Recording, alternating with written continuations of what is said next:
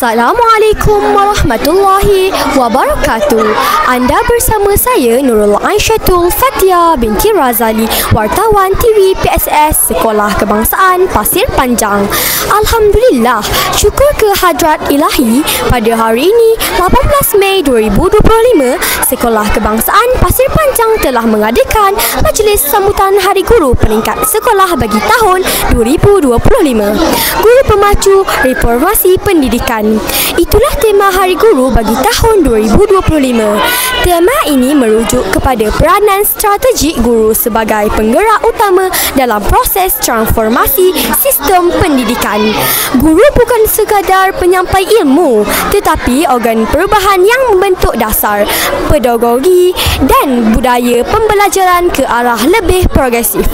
Untuk majlis sambutan Hari Guru peringkat sekolah pada tahun ini, guru-guru Sekolah Kebangsaan Pasir Panjang telah bersepakat memakai pakaian bertema "Jika Aku Bukan Guru".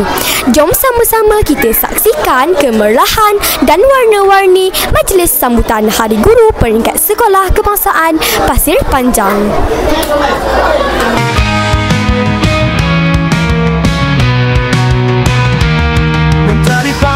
Menyimak ceria, langkahku ceria ke sekolah tercinta. Di Sekolah Kebangsaan Pasir Panjang ku dibimbing ilmu dan nilai cikgu titipkan.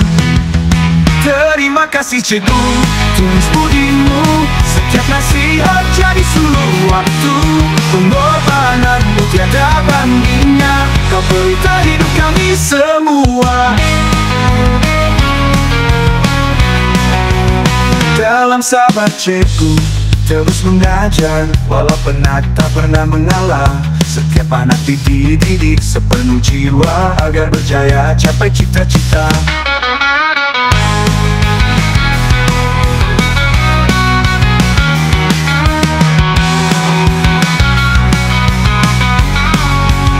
Terima kasih cikgu, tulus budimu, setiap nasihat jadi suluh waktu.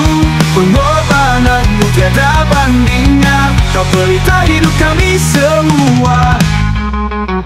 Dalam sabar cikgu terus mengajar, walau penat tak pernah mengalah.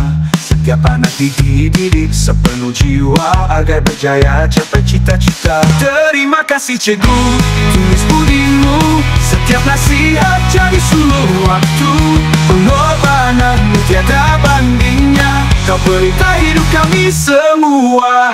Kami ingat setiap pesanmu, akan kami bawa kemanapun tuju. Sekolah Kebangsaan Pasir Panjang kekal di hati, cikgu tercinta kau abadi. Hendak berburu keluar kota, seluas alam bumi terbentang. Tanpa guru siapalah kita, ibarat malam tanpa bintang. Ke perpustakaan meminjam buku, buku dipinjam oleh si Iwan. Banyak jasamu wahai guruku, terima kasih kami sampaikan. Selamat Hari Guru. Terima kasih cikgu. Sekian saja daripada saya. Jangan lupa like dan subscribe channel ini, LSTV, saluran informasi anda. Assalamualaikum warahmatullahi wabarakatuh.